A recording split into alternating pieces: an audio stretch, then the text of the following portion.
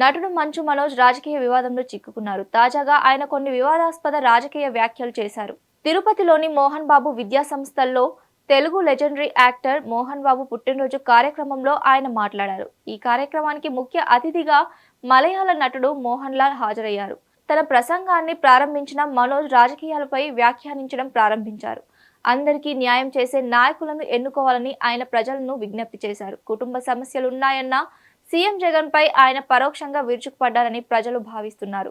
కుటుంబ సభ్యులను చూసుకోలేని నాయకులు ప్రజల సమస్యలను పట్టించుకోరని కూడా ఆయన అభిప్రాయపడ్డారు.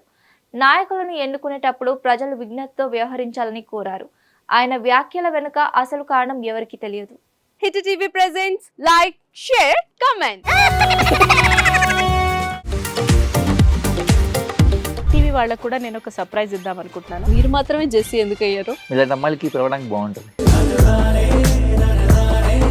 చందు సాయికి like you and have a జనాలకి ఒక పేరు నచ్చిందంటే దీనికి ఒక ప్రాసెస్ ఉంటుంది. ఎందుకు ప్రాసెస్ డైరెక్ట్కి వెళ్ళిపోదాం. ఏదైనా ఒకటి మర్చిపోయినావా నువ్వు? ఏం మర్చిపోయావు? ఏదో ఆ టైంకి మన సుడి బాగుంటే ఎవరన్నా చూపిస్తే రాయగలం కానీ డోర్ టు డోర్ సేల్స్ చేసేవాళ్ళు. శారీ వస్తుంది, శారీలో వెనకాల కట్టుకుని